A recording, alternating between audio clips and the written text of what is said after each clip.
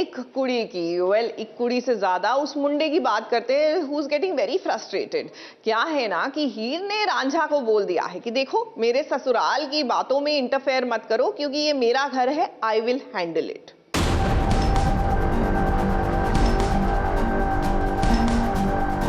और खड़े क्यों हो? जाओ ना, जाओ बुला के लाओ कुलदीप को, ये सारा खा लेना है मैंने।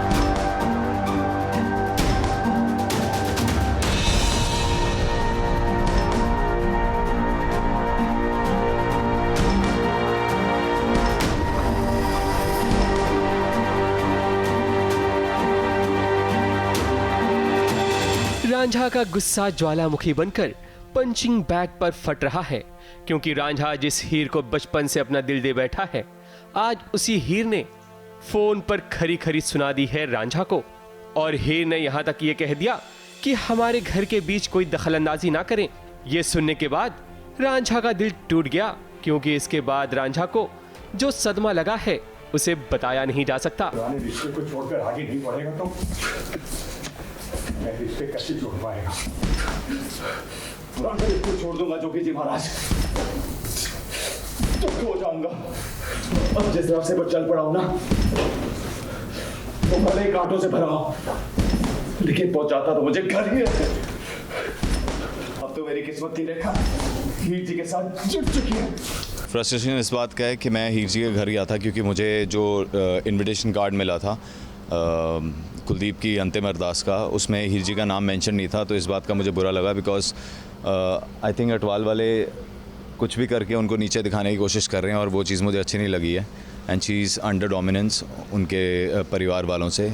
तो इसी चीज़ के चलते हुए मैं उनके घर पे गया और मैंने उनके जो फादर इन लॉ उनसे पूछा कि भाई कार्ड पे उनका नाम नहीं था, तो हीर जी ने मुझे उल्टा सुना दिया कि तू हमारे घर के मामलों में दखलंदाजी देना मत करा कर। तो फिर इसलिए उस फ्रस्ट्रेशन में मैं यहाँ पर आया कि भाई अब जो थोड़ी बहुत दोस्ती भी थी हमारी वो भी ख़त्म हो गई है। रांझा को पता है कि हीर के ससुराल वाले उस पर सितम ढा रहे हैं, इसलिए वो बस हीर का स्टैंड लेना चाहता है, यानी कि हीर की मदद करना चाहता है।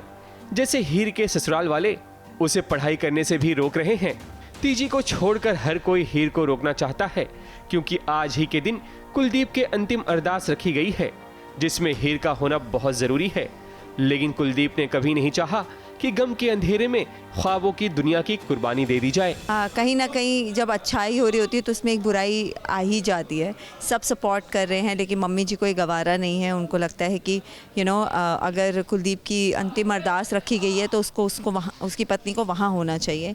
हीर की दुनिया पहले ही उजड़ गई है लेकिन इस बवंडर में भी हीर डटकर खड़ी है जिसके कारण ही वो घर वालों को संभालने की कोशिश कर रही है। मम्मी जी, अगर आज ये खिचड़ी कुलदीप ले आए होते तो क्या आप उसे भी मना कर देती?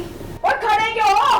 जाओ ना, जाओ बुला के लाओ कुलदीप को, ये सारा खा लेना है मैंने। मैंने ये डिसाइड किया है कि मैं पूरे परिवार को संभालूंगी। कुलदीप नहीं है लेकिन I will take the step, तो इसलिए मैं आरके को खिलाने जाती हूँ। हीर जानती है कि मुसीबत की घड़ी भी गुजर जाएगी लेकिन रांझा की दुनिया में भी अब भूचाल सा आ गया है।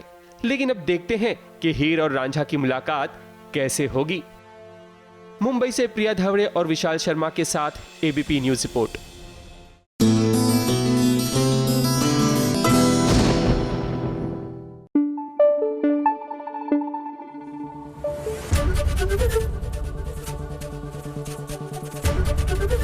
एबीपी न्यूज आपको रखे आगे।